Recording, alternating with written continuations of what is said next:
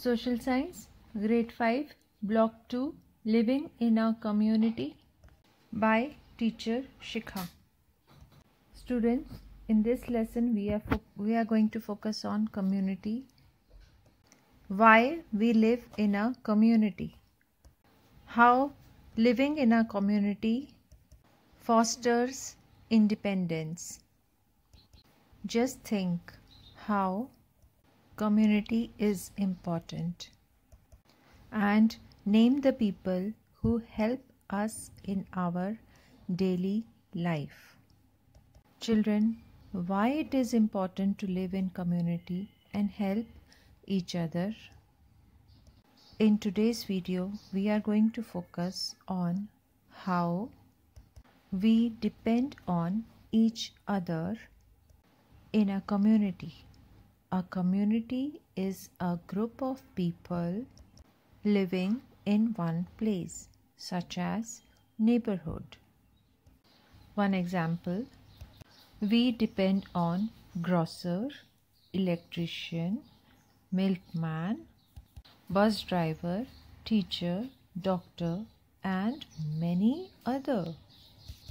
And they in turn depend on others to help them meet their needs.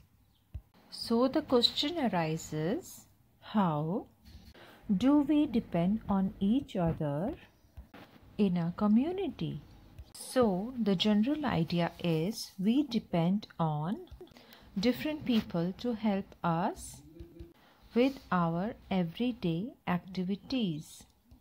For example, the doctor depends on grocer for rice, bread, butter, and eggs. And the grocer depends on doctor to treat him when he is ill. So children, why it is important to live in a community? Think, we must live in a community so that people can support us in times of need. It would be hard for us to live alone. We would not only feel lonely, but would also be unable to do everything on our own. Children, just imagine what will happen when people don't help each other in a community.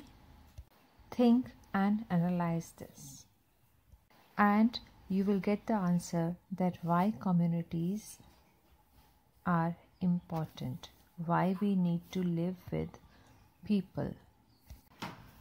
So there are some essential jobs such as sweepers and garbage collectors. Now students, I want you all to think that why cleaning jobs are important and why are garbage collectors and sweepers are important part of our life. We already know that everyone has different jobs in community.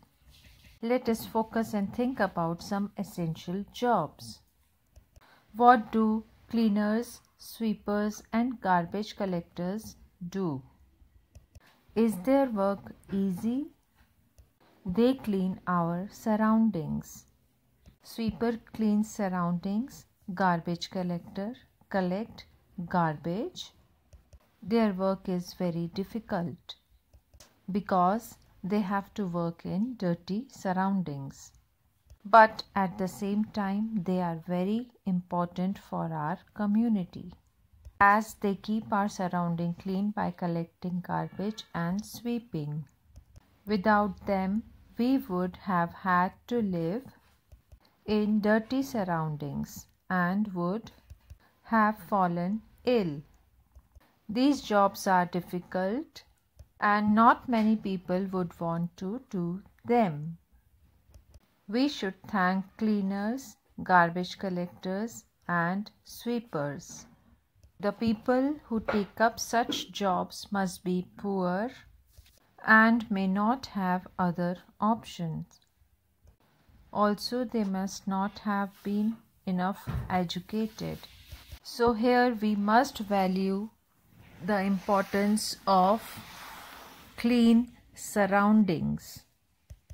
Why these jobs come under essential? We need cleaners, sweepers and garbage collector. Children, just think and imagine and try to answer which job would you like to do and why. Children, as we have already tried to understand that we depend on each other in a community, now I want you to think about and learn little more about the behavior, social behavior of ants to understand how to live together in a community. Social behavior of ants to understand cooperation and to compare family responsibilities and sharing of work. What can we learn from ant colonies about living in a community? As ants live and work together in an area where they live, they show how to cooperate with and support each other when we live together in one place, and how we can divide the work among ourselves.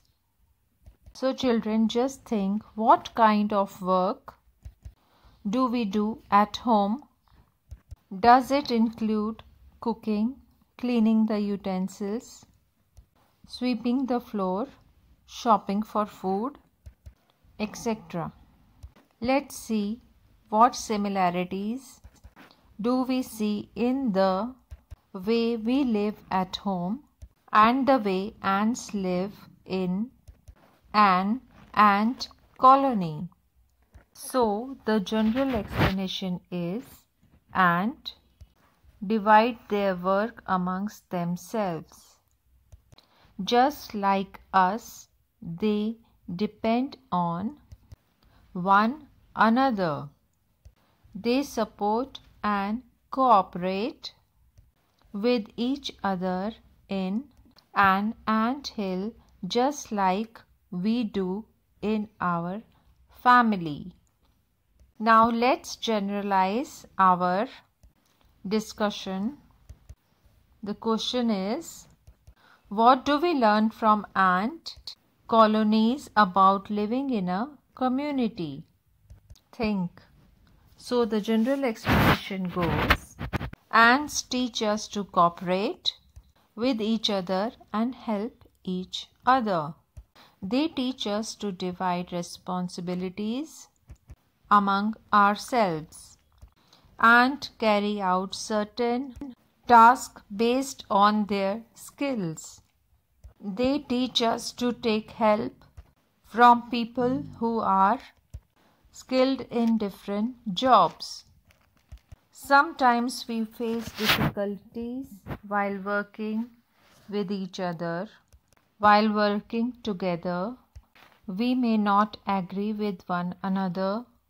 We may take more time to decide something if we don't agree with each other. So there are certain kind of challenges which we face while working together. We must respect each other's work. Let's see what Gandhiji believes. Gandhi believed that jobs that do not harm others should be treated with respect. He did not believe that some jobs are clean and others were considered as dirty. As from earlier times, people would look down on cleaners and sweepers and call them untouchables. Gandhi tried to change the view that people had about cleaners and sweepers.